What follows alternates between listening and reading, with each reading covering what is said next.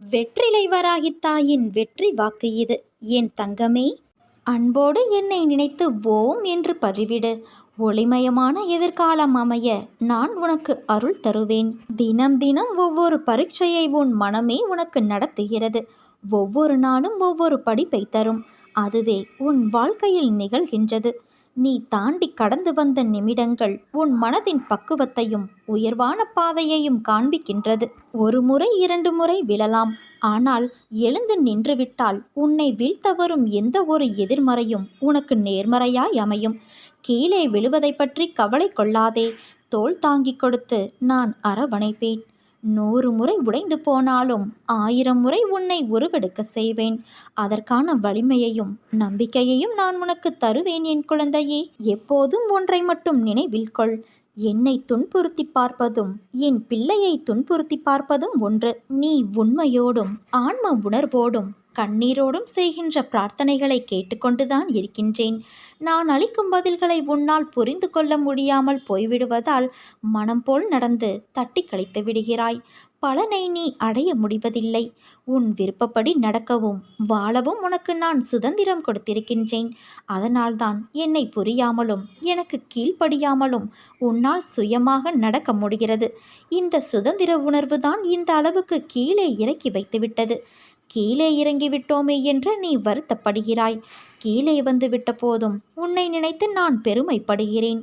உனது இரக்க குணம், பிறருக்கு உதவும் மனோபாவம், இந்த நிலையிலும் பிறர் கஷ்டப்படுவதை காண சகிக்காத மனம், இருக்கும் இடத்திற்கு விசுவாசத்தோடு நடக்க வேண்டும் என்று நினைத்து நடந்ததால்தான் இந்த நிலைக்கு நீ இறங்க நேர்ந்தது என்று நினைக்கின்றாய்.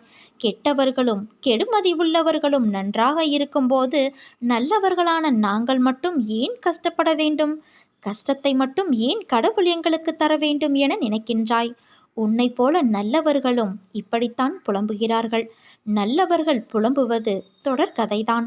நான் உன்னிடம் பிரத்யட்சமாக விளங்க வேண்டும் என்றால் நீ கஷ்டப்பட்டுத்தான் ஆக வேண்டும் குழந்தையே. ஏனென்றால் நான் நல்லவர்கள் மனதில் மட்டுமே வாழ முடியும். இப்படி உன்னை கஷ்டப்படுத்தி வாழ்வதால் என்ன பலன் என்று நீ நினைக்கலாம். நான் உன்னை பக்குவப்படுத்த உனக்கு வரப்பிரசாதமாக கொடுத்திருக்கின்றேன். உன்னுடைய தகுதிக்கும் தாங்கும் சக்திக்கும் ஏற்பத்தான் நான் கஷ்டத்தை தருகிறேன். இதை உன்னால் சமாளிக்க முடியும் என்று தெரிந்த பிறகே கஷ்டம் வருகிறது. இப்போது நீ வேகமாக செயல்பட வேண்டும் குழந்தையே. நிறைய சிந்தனை செய்ய வேண்டும். இதன் மூலம் இப்போதுள்ள நிலையை விட பல மடங்கு உயர்வடைய வேண்டும் என்பதற்காகவே இதை உனக்கு நான் கொடுத்தேன். இதோ இருள் நீங்கி பிரம்ம முகூர்த்தம் ஆரம்பமாகிவிட்டது. அப்படியே உனது கஷ்டங்களும் பிரச்சனைகளும் முடிந்து போகும். எல்லா துன்பங்களும் விலகி புத்துணர்வோடு நீ இருக்கப் போகிறாய். சோர்ந்து போகாதே, தைரியமாக இரு. இதோ நான் உன்னோடு கூடவே இருக்கிறேன். எவன் என்னை அன்போடு கூப்பிடுகிறானோ அவனிடம் ஓடி சென்று நானே வெளிப்படையாக கலந்து கொள்கிறேன். உன் வாழ்க்கையும் உன் நிலையும் கற்கண்டை போல சுவை உள்ளதாக இருக்கும். உன் எல்லா விருப்பங்களும் நிறைவேற்றப்படும். நீயும் சந்தோஷமாக இருப்பாய். அன்பு குழந்தையே, ஒரு பொருள் கிடைக்காவிட்டால் இது ஏன் உனக்கு கிடைக்கவில்லை, எதற்காக கிடைக்கவில்லை என்று யோசித்துப்பார். உன் எதிர்காலத்தை ஒப்பிட்டு யோசித்துப்பார்.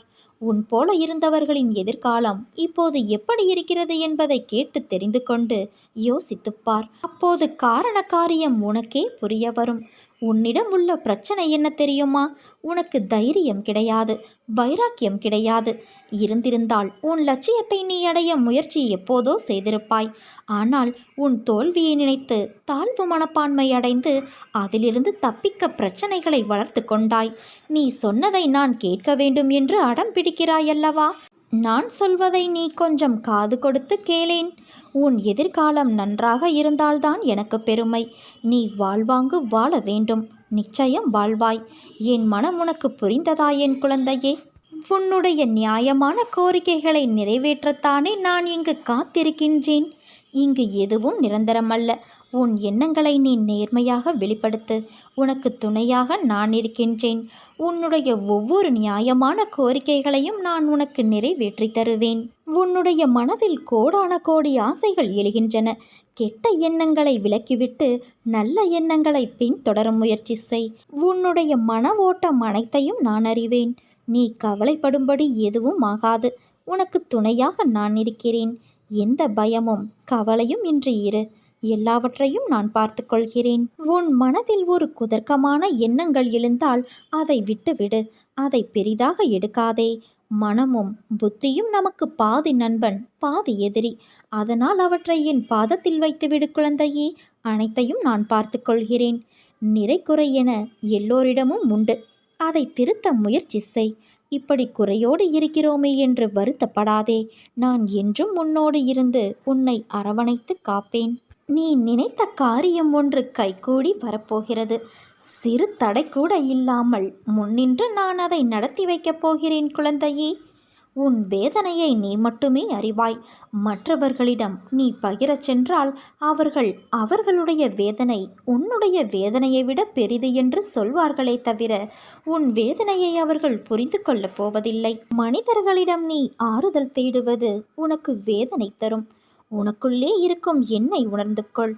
உணர்ந்து சரணடைந்து என்னை காண முயற்சி செய். உனக்கான ஆறுதல் நிச்சயம் கிடைக்கும். உன்னுடைய பாரங்களை என் பாதத்தில் சமர்ப்பித்துவிடு. எதற்காகவும் கலங்காமல் தைரியமாக இரு. வெகு நாட்களாக நிறைவேறாமல் இருக்கும் காரியம் கைகூடி வரப்போகிறது. நீ துயரத்திலிருந்து விடுபட போகிறாய். வீணாக வருத்தப்படுவதை தவிர்த்து விடு. உன் வாழ்க்கைக்கு நானே பாதுகாப்பு. ஒரு நல்ல வாழ்க்கையை நான் உனக்கு அளிப்பேன் என் குழந்தையே. வருத்தப்படாமல் பொறுமையாக இரு. கர்மவினையை இப்போது நீ அனுபவித்து வருகிறாய். பல இழப்புகள், உறவுகளிடத்தில் அவமரியாதை, பல எதிர்ப்புகள்.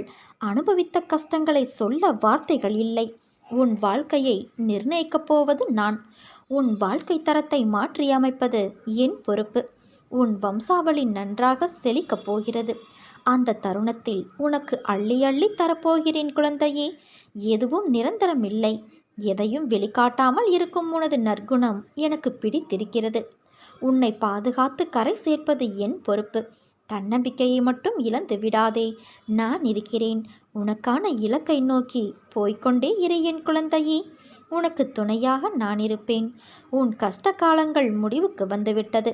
நீ இழந்த அனைத்தும் உன்னிடம் வந்தடையும் நேரம் வந்துவிட்டது. இந்த கடந்து போன கடினமான நாட்களிலும் என்னை மறவாமல் எனக்கு அன்போடு அமுது படைத்த உன்னை நினைத்து என் கண்களில் கண்ணீர் அருவியாக பெருகுகிறது. நான் வணங்கும் தெய்வம் நீ இருக்க எனக்கென்ன துன்பம் வந்துவிடும் என இருந்த உன்னுடைய வாழ்க்கை மற்றவர்களுக்கு உதாரணமாக போகிறது. நீ விதைத்த நல்ல செயல்கள் என்ற விதைகள் விருட்சமாக வளர்ந்து விட்டது. அது கனி கொடுக்கும் காலம் மிக அருகில் என் குழந்தையே. அதை என்னோடு சேர்ந்து ருசிக்க நீ தயாராக இரு. உன் குடும்பம் என்றும் சீரும் சிறப்போடு என் ஆசிர்வாதத்தில் வாழையைப் போல குலை தள்ளி தலை தோங்கும். என்னுடைய பிள்ளைகளை நான் என்றும் கவலைப்பட்டு கொண்டே இருக்க விட்டு விடுவேனா? நான் இருக்கிறேன். நம்பிக்கையோடு இரு. உன்னை என்றுமே கைவிட மாட்டேன். நீ சந்தேகமோ கேள்வியோ இல்லாமல் நமக்கு எது சிறந்ததோ அது நிச்சயம் நம்மை வந்து சேரும் என்ற எண்ணத்தை வளர்த்துக்கொள். நீ உன்னுடைய துன்பமான காலங்களை கூட புன்னகையோடும் தளராத நம்பிக்கையோடும் எதிர்கொண்டு பார். உன்னுடைய தடைகள் அனைத்தும் வெற்றிப்படிகளாக மாறும். அதை பின்பற்றுவது சிறிது கடினமான ஒன்றுதான். ஆனால் அதை முயன்று பார். உன் துயரங்கள் அனைத்தும் காணாமல் போகும். என்னை மீறி எதுவும் நடக்காது. உன் நிழலாக நான் இருக்கிறேன் என் குழந்தையே. என் வார்த்தைகள் மீது நம்பிக்கை வைத்து செயல்படு. மீதியை நான் பார்த்துக்கொள்கிறேன்.